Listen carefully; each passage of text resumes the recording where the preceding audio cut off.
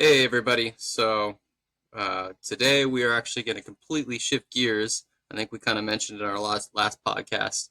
Um, we're going to be talking about gaming, and in particular, we're going to zero in on game features. There's a lot of things you can talk about with games, with graphics and design and little nitpicky things, or you know you can go all sorts of ways, but we're going to home in on features of games.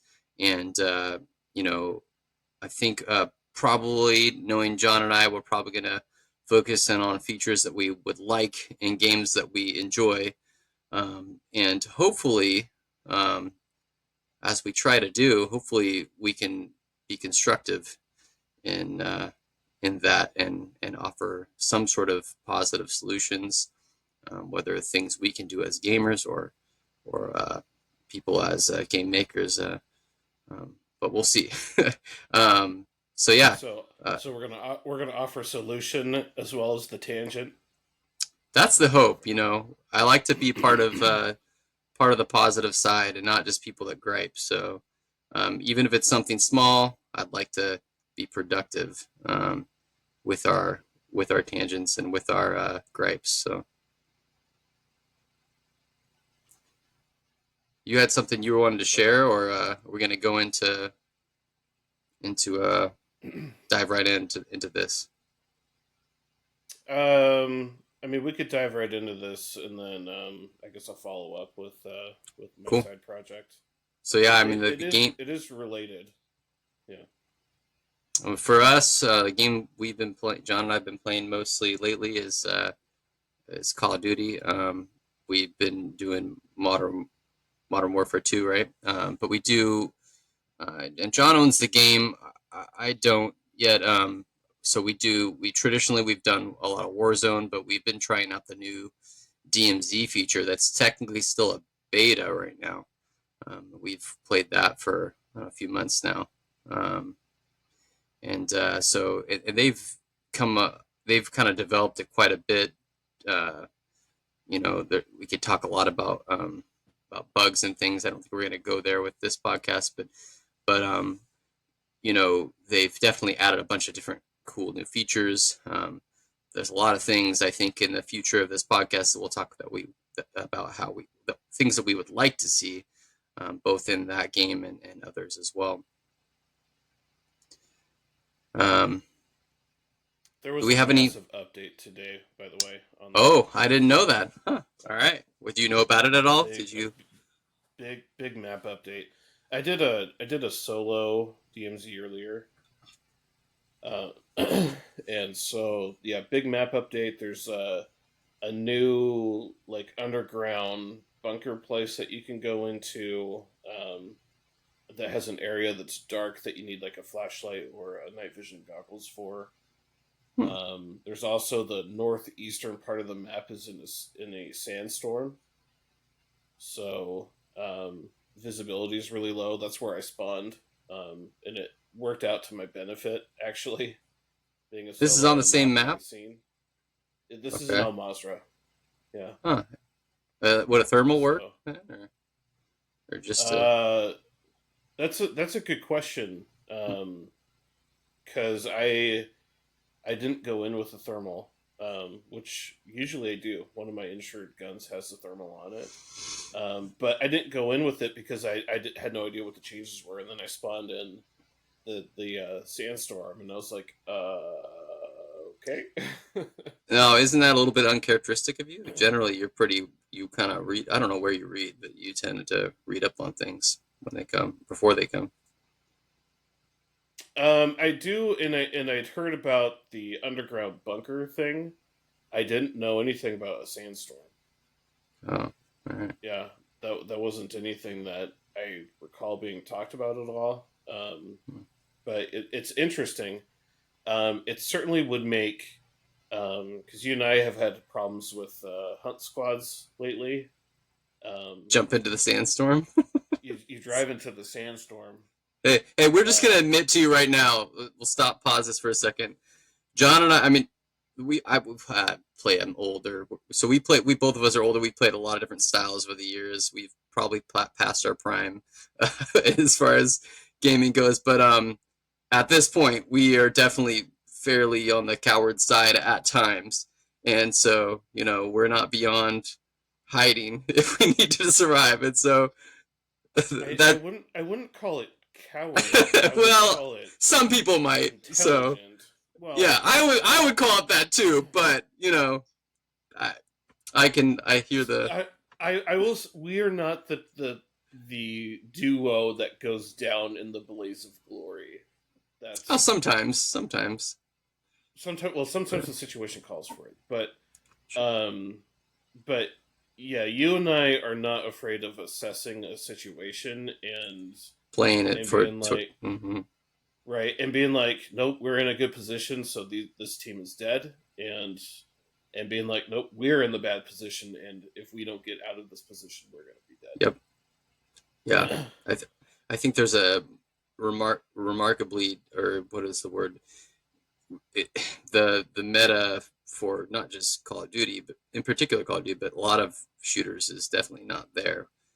I don't know what it is with younger generations in shooter games where they're just uh, the balls to the wall all the time.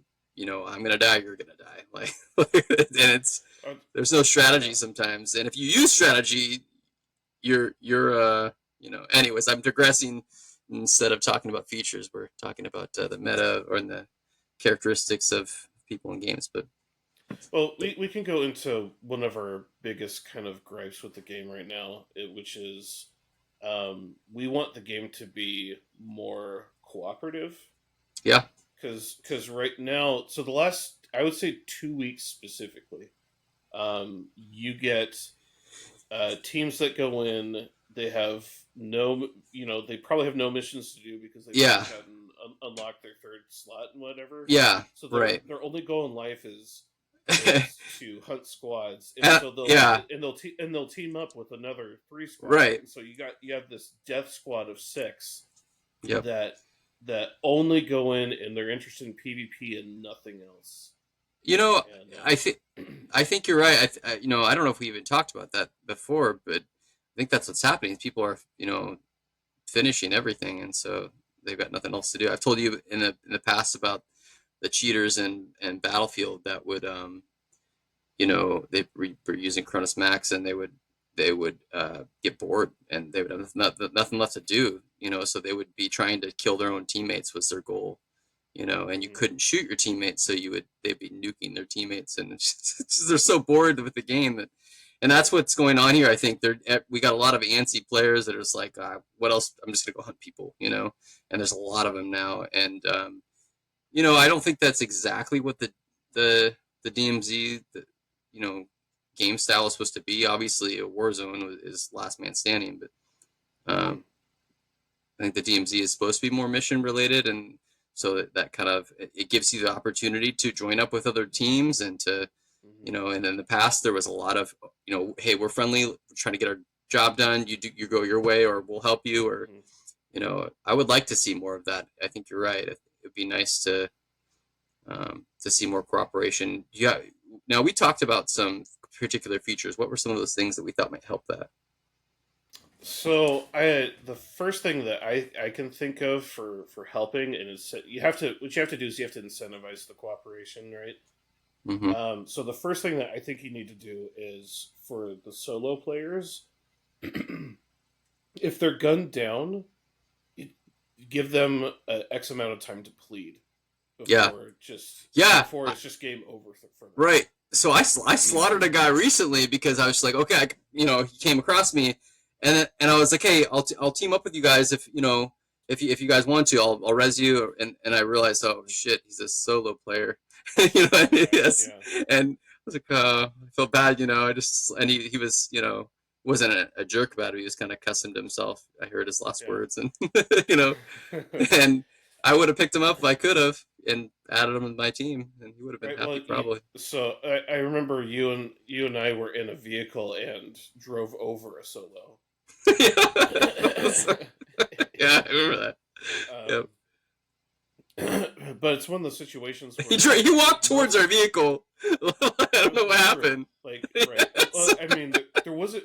I mean, you were It was going kind down of like he kind a of ran over narrow. me, so I, I, I mean, you couldn't exactly dodge. You're kind of in between two wall things, yeah. and right, like he had the only choice for him at that moment was death.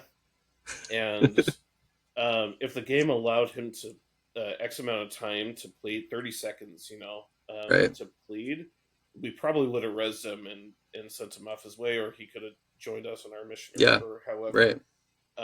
I think most, even the ones that are really interested in the PvP, they want to go after teams. They don't really want to go after solos. I think most Yeah. of them want the challenge, and Yeah. so um, I know for us and for me, when I'm solo, I usually don't go hunting guys that I suspect to be solo. The problem though is oftentimes you're not in a situation where you know that they're a solo or not. Um, and so it's like, okay, well, you're on the other end of the room, and it's me and you, and Yeah. I gotta fill you with bullets, dude, and I expect you to do the same to me. Yeah. And if they're solo, they just die and they're out of the game, right? You finish them off real quick, and it's like, oh shit, I can't bring them in now, and it's game over. The other thing that I think that what they can do specifically for down squads or down solos is offer a reward system. So when you plead, it'll actually create a rescue operator mission, right? That'll show Yeah. up on the map, and it's alert for everyone else. That's either the entire lobby, or maybe or just anyone who's in a specific area, close enough area to that person, where you get basically a bounty, right, for or a reward for the rescue mission, and so it becomes a rescue mission for that team.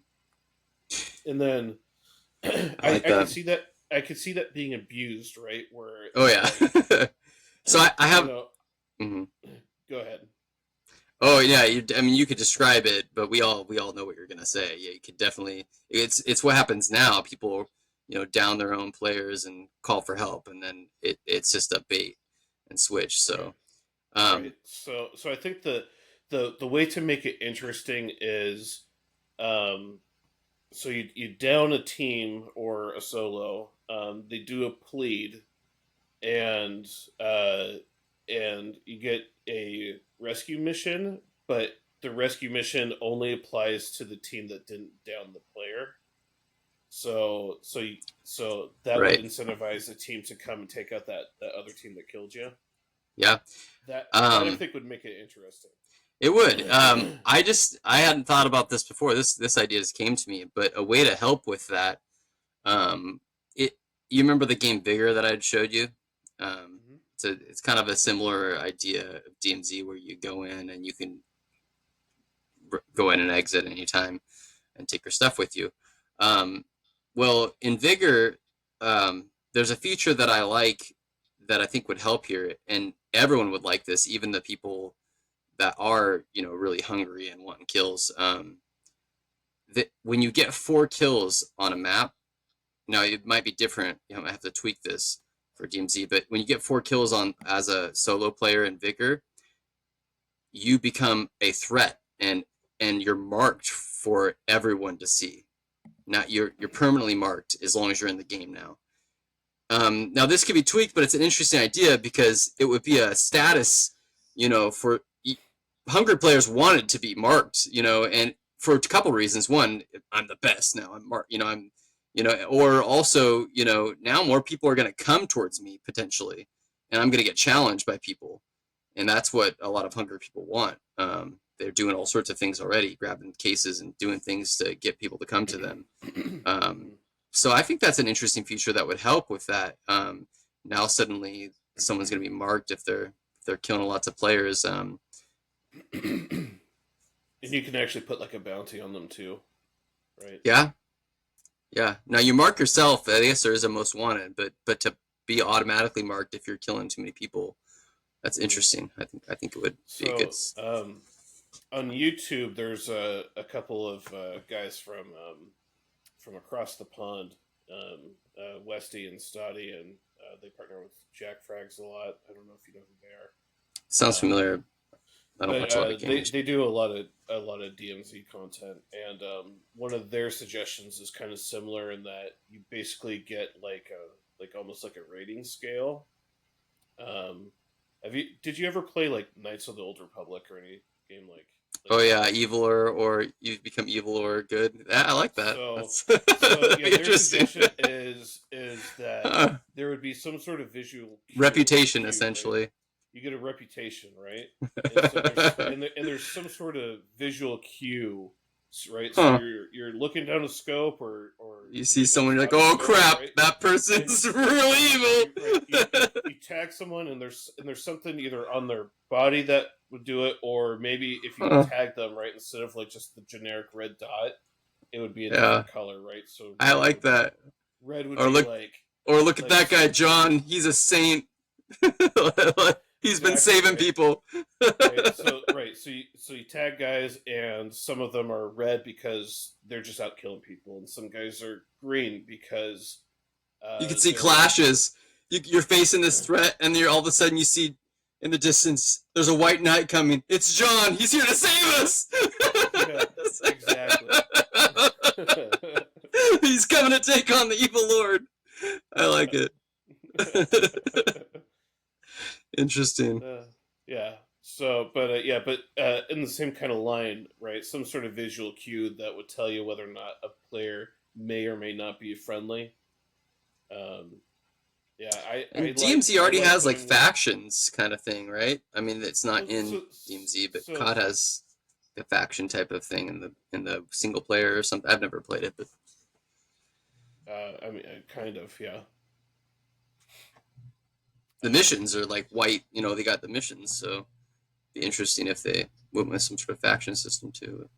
Yeah, but yeah, I think a way to combat the overly aggressive PvP in a mode that's not really designed to be overly PvP aggressive.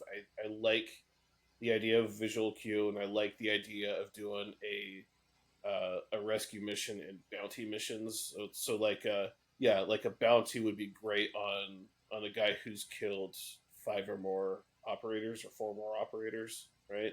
Or a team that's killed four more operators. Um, yeah, you put a bounty on their head, and the map shows where they're at. Right, as soon as they get that fourth kill, they're just marked on the map forever until they're eliminated. Right, Or until they leave, yeah, or until they kill everyone. or until they kill everyone, or until they exfil. Yeah. Um, but something like that, like I would be, especially if there's like a monetary reward or something like that. Like I would be willing to go after a team, especially if you and I are a team of two, and there's another team of three somewhere that's a friendly team, right? And we meet where this bounty team is, and we can pair up and be like, all right, we're going after these dudes, Yeah, right? So if you really get that good versus bad clash, right? That would that would make things really interesting. it would make it really fun. Yeah, I I like this think. idea, Yeah. and I can't imagine anyone complaining. I imagine people on both sides of this, are gonna like this idea. It's a reputation thing for the killers and for the cooperative players like us. It's obviously really helpful. Yeah. Well, it's just the idea. There's something cathartic about the asshole PvP person who's not there to do missions, right? He's just there to wipe squads, right? To incentivize going after that guy, right? Um, because and this is a probably good to transition to the next point. Um, the next feature to probably get rid of in this game, which is their new kind of pay to win stuff that they have going on. This has been Hmm. kind of a hot topic, right? So you Yeah. have the operators, and then depending on which operator you buy, it may come with a special perk, right? You know medium backpack, or start with a 2 plate vest instead of 1 plate all time. There's another one that you can buy that starts you off with a UAV, Oh, I didn't see that and one. so there is that one, and it's causing a lot of divide in the I bet. Yeah. so my feeling on it is when you spawn in, right, and you just died, and so you spawn in, right, you start with nothing, but it's not like the algorithm, as far as I know, is also spawning you in with other teams and players that also just died and come in with nothing, right? And so you might spawn in with nothing, but the 6 other teams that are on the map probably have guys that spawned in with 3 plate ghost vests and large backpacks and 5 tier guns because they just Hmm. won and exfilled successfully, right? And so their Hmm. reward is they get to go back in and keep all that stuff. Um, so I think um, to level the playing field to go in with the operator skin that has a 2 plate, I don't think it gives any real advantage to starting off with a 2 plate or a medium backpack. Um, as far as over actual operators, the advantage is really against AI, right? Um, the UAV, however, that's an advantage over players. Um, so I kind of draw the line there. I don't like that because if because UAVs is something like it's they're not easy to find, right? You can go in and find a medium backpack and a 2 plate vest within 2 minutes of looting in any Hmm. location. UAVs, you have to go in and either have to find a buy You can station buy that them. has Yeah. one and then buy it, or just so happen to stumble across a box or another player that has them on it. Um, if you go into every single match, and this is one of those things where if this skin ends up in the wrong hands, right, and you have a dude that goes in and he just wants to PvP, so he goes in already loaded up, and he gets to start with the UAV, and he only wants to kill players. Well, he can just jump into a vehicle, throw up the UAV, and anywhere on the map he's going to be able to, or anywhere somewhat near to him, he's going to be able to Right. spot a team and just wipe them out. Hmm. So that's a clear advantage over other operators versus starting off with the 2 plate vest. Right. Because So you know, yeah, I agree. There's also a self revive one I saw. a self revive one too. Yeah. Again, I'm not sure if a self revive gives you an advantage over players. Well, I mean, it And doesn't help you hunt them like UAV does, but it doesn't help you hunt players. yeah. Just like a backpack doesn't help you hunt players, a vest doesn't help you hunt players. Again, that puts you in a situation where if you go in with practically nothing,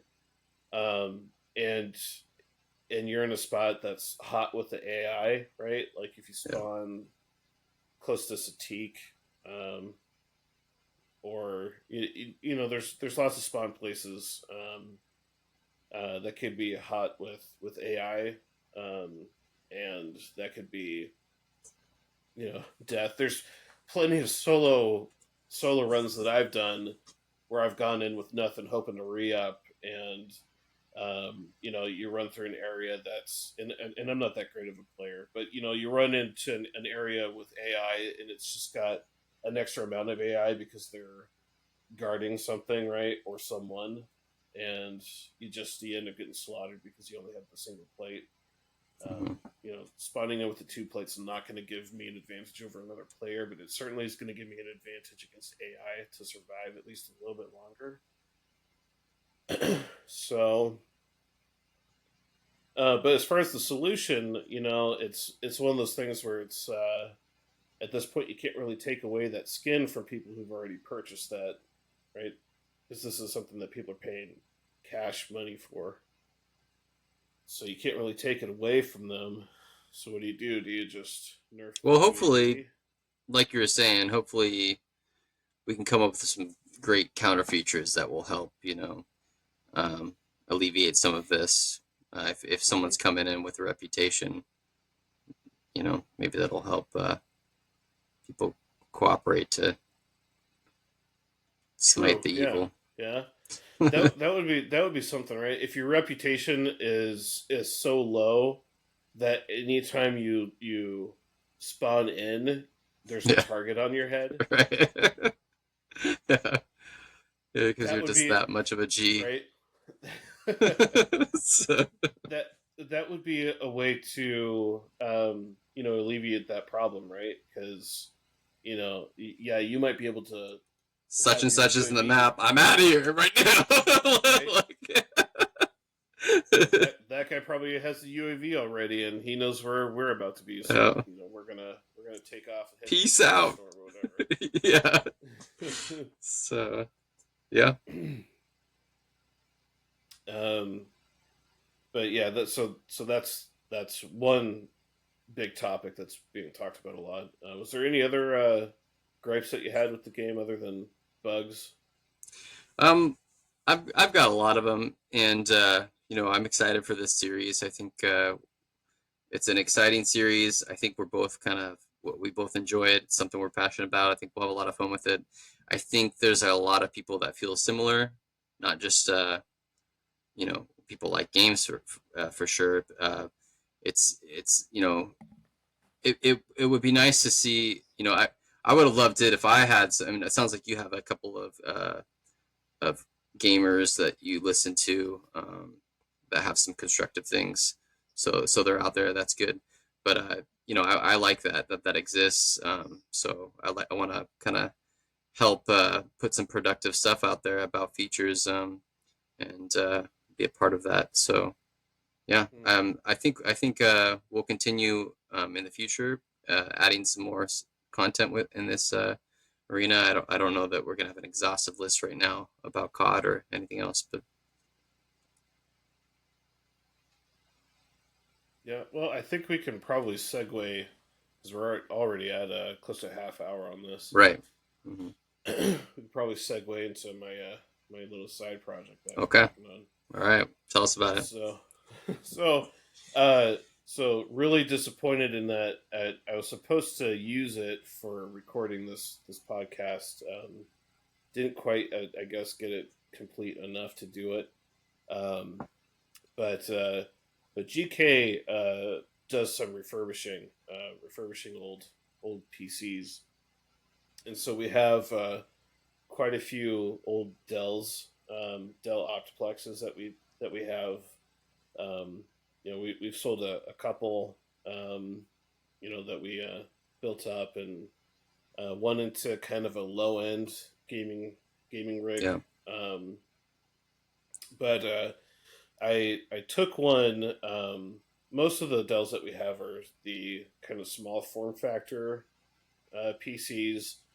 They're limited as far as the size of graphics card that you can put into them for if you want to make them into a gaming machine. They work great for servers. The small form factor ones. Uh, there is one of them that I got that Dell calls, I believe, a mini tower. Um, uh, but it's bigger than a small form factor, and it can house a full size graphics card.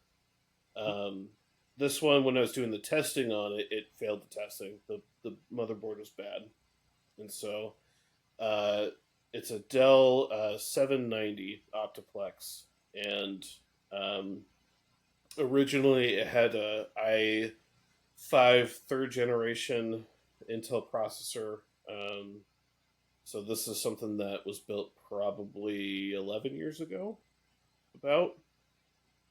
Um, but I decided to kind of make it a bit of a project. I wanted to see if I could modernize it. I think 11-year-old technology at this point is probably pretty old to do modern gaming with. If you wanted to do basic computing, I mean, you know, i3, i5s, i7s that are third generation or fourth generation. They're still very relevant today, for just basic computing type stuff. But for gaming, at this point, it's starting to be old technology, and this computer needed a motherboard anyway.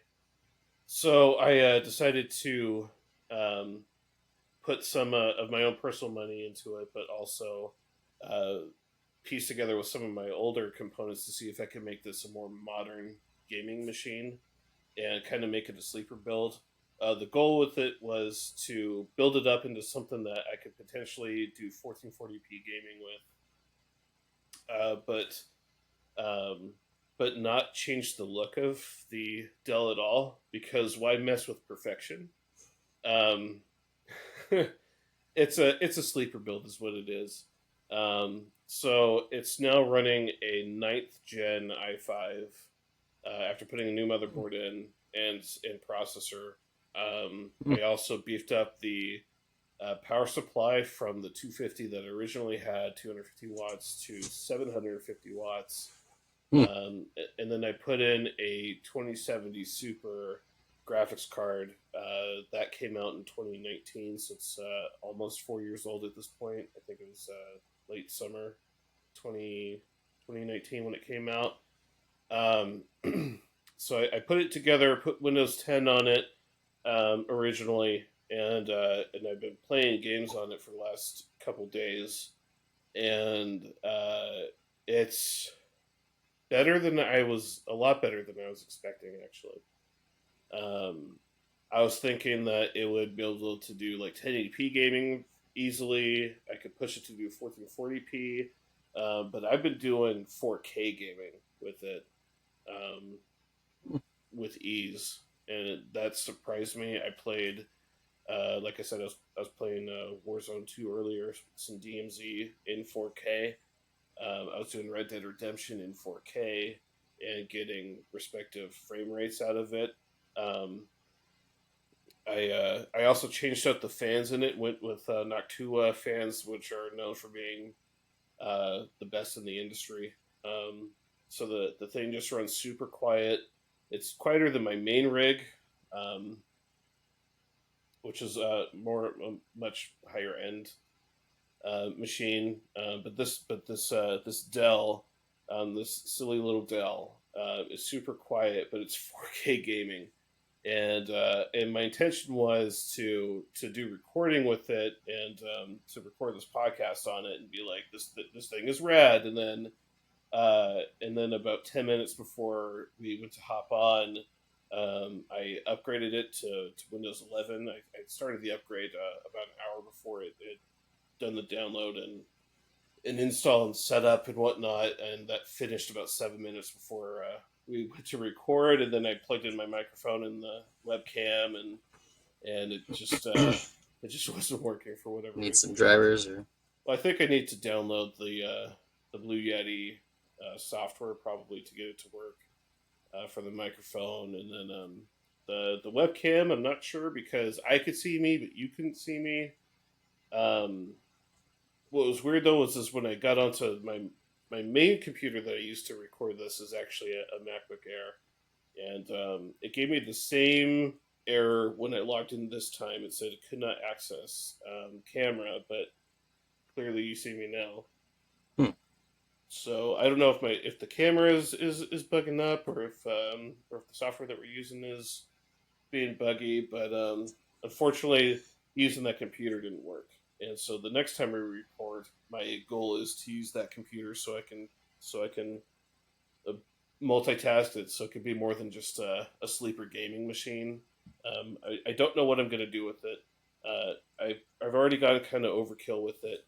Um, at the same time, if this if the business was making more money, I'd like to really modernize it and really see how far I could go. It just gets stupid with the build out on it. Um, it has surprisingly good airflow for for this kind of case. Um, but yeah, I was totally shocked. But anyway, it's quite impressive what you can do with these older Optiplex machines. And so I'll probably put a link to our online store into the description. So if anyone wants to take a gander and maybe pick up an Optiplex, I'm planning on doing a couple of different builds with these Optiplexes and posting them Yeah. and record them and then post them. I think I'm going to label the series Project Stupid because it just seems to ring. Or the other name that keeps going into my head is just it's okay to be better. So I might name that series that. But I have a couple of ideas. So this guy being a gaming machine is one. I'd like to build a media center PC, which is another one, and then a server as well. And right, Yeah. um, these old optiplexes can be had for cheap. You can buy them on eBay. You can buy them from us. You can buy them from. There's other places that I'm not. I'm just pimping out my own business right now. But you can buy them from other Hey, places too. yeah, I want to recap that plug real quick. I want to recap with a little emphasis here. So Grandma knows. He mentioned GK Tech. John was Mhm. talking about. We have, like he was saying, we have these little machines, and I think that the one to hone in on is that low end gaming machine. If you've got a kid that you know of that's doesn't have a machine at all, but is just begging for something to play on. What was it? You could have that could be had for what, just a couple $100 or so. Um, and we have that right on our website. We can share in the link here. Um, Yeah, yeah, yeah, that's a yeah. great way to get in there. Most people think $1,000. You go to Best Buy or whatever it is. Yeah, a couple $100, and you can get a starting gaming rig from us and do all sorts of low end kind of games for that our young kids are playing. So Yeah, I think it's 250 or $230 or something like that. yeah, it's Minecraft or Roblox Right. or Well, comes with a graphics card that has 4 gigs of RAM. I'd like to, if a manufacturer could come out with a low profile card that has 8 gigs of RAM, that would open this up so yeah. much. As far as not just what type of games that you can play, but what kind of experience and what kind of resolution you can play these games at. But there is a low profile card that has 8 gigs. It's just stupid expensive. it's it's something like $2,000 or something like that for that card. That's just crazy. But there are other cards that you can get, and I'm going to show them off in the series that I'm doing. Both an Nvidia one and a AMD card, the RX 6400. Um, which is the one that we had built earlier, the one that we done earlier for a kid. Um, and my daughter also has a computer, or had a computer that had an RX 6400, and had one of these small form factor Dells, and with that graphics card, and she was playing. Yeah, you could do Roblox and you could do Minecraft. Those aren't especially resource heavy you know games. But just for giggles, I put on Red Dead Redemption, and I put on Grand Theft Auto 5, and I put on Strays, a game that she really likes, which is a which is a game where you literally run around the city as a cat. But these are 3D games that ran surprisingly well, even at just 4 gigs of VRAM. So so it's pretty crazy what you can do with these little Dell machines. And like I said, they don't have to be gaming machines. They're great for making servers, or EOS. media PCs. But yeah, we can get off of this topic. This has been like a 15-minute ad at this point. Um, but hey, it's something for me to do, and I'm excited for other content to post onto the YouTube channel, on how to. And I mean, there's other channels that have done Optiplex builds too, but specifically this one gaming machine, and showing how It's not just upgrading it, but it's actually making it into a modern gaming machine. Um, you know, Project Stupid. It's just something that you can do with these machines. It's great. So if you've made it this far after this long ad, and you're listening to us talk about the gaming features, particularly in COD, we're going to continue to do this series. We're excited about it, and so yeah, we'll come up with new stuff to talk about with gaming features in the future. Sweet. Thanks for stopping by and listening.